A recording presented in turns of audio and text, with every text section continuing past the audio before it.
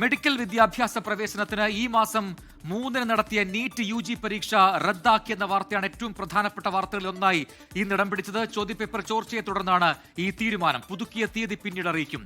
ചോദ്യപേപ്പർ ചോർച്ച കേസ് CBIക്ക് കൈമാറാൻ കേന്ദ്ര സർക്കാർ തീരുമാനിച്ചിട്ടുണ്ട്.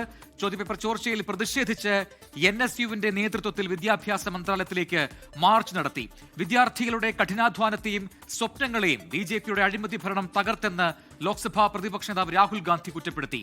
അച്യുതൻ ഡൽഹിയിൽ നിന്ന് ചേരുന്നു കൂടുതൽ വിവരങ്ങളുമായി. അച്യുതൻ, നീറ്റ് പരീക്ഷ റദ്ദാക്കിയെന്ന ഏറ്റവും പ്രധാനപ്പെട്ട വാർത്ത ഇന്ന് ഉച്ചയോടുകൂടി പുറത്തു വന്നു. അതിന് പിന്നാലെ തന്നെ രാഷ്ട്രീയ വിവാദങ്ങളും അതിൽ ഉയർന്നു വന്നിരിക്കുകയാണ്. ഇപ്പോൾ പ്രതിപക്ഷ സംഘടനകൾ അതിൽ പ്രതിഷേധവുമായി തെരുവിലിറങ്ങുന്ന കാഴ്ച നമ്മൾ കാണുന്നു. ABVP സമഗ്രമായ സമയബന്ധിതമായ അന്വേഷണം വേണമെന്ന ആവശ്യവുമായി രംഗത്ത് വരുന്നു. അങ്ങനെ കേന്ദ്ര സർക്കാർ ഈ വിഷയത്തിൽ നിലവിൽ പ്രതിരോധത്തിലാണ്.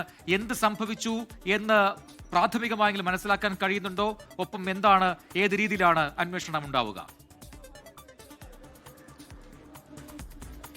പ്രജിൻ, നീറ്റ് UG പരീക്ഷയിൽ ഇത് 2ാം തവണയാണ് കേന്ദ്ര സർക്കാർ പ്രതിരോധത്തിലാവുന്നത്. അന്ന് 2024 നീറ്റ് UG പരീക്ഷയുമായി ബന്ധപ്പെട്ട ചോദ്യപേപ്പർ ചോർച്ച ഉണ്ടായപ്പോൾ വലിയ വിമർശനങ്ങൾ കേന്ദ്ര സർക്കാരിനെതിരെ ഉണ്ടാവുകയും അത് സുപ്രീം കോടതിയുടെ പടിക്കൽ വരെ ആ വിഷയം എത്തുകയും കോടതി ഇടപെടുകയും ചെയ്തൊരു സാഹചര്യം ഉണ്ടായിരുന്നു. ഇന്നിപ്പോൾ വീണ്ടും ഈ മാസം 3 നടന്ന നീറ്റ് UG പരീക്ഷയാണ് ഇപ്പോൾ ഈ ക്രമക്കേട് ആരോപണത്തെ തുടർന്ന് NTA റദ്ദാക്കിയിരിക്കുന്നത്. പക്ഷേ ഒരു ചോദ്യപേപ്പർ ചോർച്ച നടന്നതായുള്ള സ്ഥിരീകരണം NTA നൽകുന്നില്ല. മറിച്ച് ഈ പരീക്ഷ റദ്ദാക്കുന്നുണ്ട്. പുതുക്കിയ തീയതി ഉടൻ അറിയിക്കുമെന്നുള്ളതാണ് NTA നൽകിയിരിക്കുന്ന വിശദീകരണം.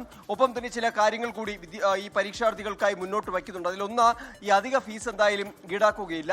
പുതുക്കിയ തീയതി അറിയിക്കും. അഡ്മിറ്റ് കാർഡുകൾ NTAയുടെ വെബ്സൈറ്റുകൾ വഴി നൽകും എന്നതടക്കമുള്ള കാര്യങ്ങൾ NTA അറിയിക്കുന്നുണ്ട്. ഇതിലേറെ പ്രധാനപ്പെട്ട കാര്യം, നിലവിലെ നീറ്റ് UG ക്രമക്കേട് സംബന്ധിച്ചുള്ള കേസ് അതിപ്പോൾ CBIക്ക് കൈമാറാനായി കേന്ദ്ര സർക്കാർ ശുപാർശ ചെയ്തിരിക്കുകയാണ്. ഇനി അത് CBI ആയിരിക്കും അന്വേഷിക്കുക. ഈ കേസ്, ഈ സംഭവം എന്നുള്ളത് രാജസ്ഥാനിലെ സിക്കറിൽ ഈ പരീക്ഷ നടക്കുന്നതിന് ഒരു ദിവസം മുൻപ്, അതായത് ഈ മാസം 1-ാം തീയതി ഒരു മാതൃകാ ചോദ്യ പേപ്പർ സിക്കറിൽ വ്യാപകമായി പ്രചരിച്ചിരുന്നു. ഇതിലെ ഈ ചോദ്യപേപ്പറിലെ, ഈ മാതൃകാ ചോദ്യപേപ്പറിലെ ചോദ്യങ്ങളും ഒപ്പം തന്നെ ഈ യഥാർത്ഥ ചോദ്യപേപ്പറിലെ 140 ചോദ്യങ്ങളുമായി സാമ്യമുള്ളതായി കണ്ടെത്തി. ഏതാണ്ട് 600 മാർക്കിന്റെ ചോദ്യങ്ങളിലാണ് ഈ സാമ്യമുള്ളതായി തിരിച്ചറിഞ്ഞത്. തുടർന്നാണ് ഇതിലൊരു അന്വേഷണം നടത്തിയത്. അത് പല ശൃംഖലകളിലേക്ക്, പല വ്യക്തികൾ കേന്ദ്രീകരിച്ച അന്വേഷണം മാറുകയുണ്ടായി. അതിൽ രാജ്യത്തിലെ ചിരു സ്വദേശിയായിട്ടുള്ള കേരളത്തിൽ MBBS പഠിക്കുന്ന ഒരു വിദ്യാർത്ഥിയെ കേന്ദ്രീകരിച്ച അന്വേഷണം നടത്തി. അതിൽ നിന്ന് ആ വിദ്യാർത്ഥി സ്വന്തം കൈപ്പടയിൽ എഴുതിയ ആ ഒരു ചോദ്യപേപ്പർ അത് പിന്നീട് രാജസ്ഥാനിലെ തന്റെ സുഹൃത്തിന് കൈമാറുകയാണ് ഉണ്ടായത്. സമഗ്രമായ അന്വേഷണം ഉണ്ടാകും. CBI ആയിരിക്കും ഈ കേസ് അന്വേഷിക്കുക എന്ന കാര്യം കൂടി ഇപ്പോൾ കേന്ദ്ര സർക്കാർ വ്യക്തമാക്കിയിട്ടുണ്ട്.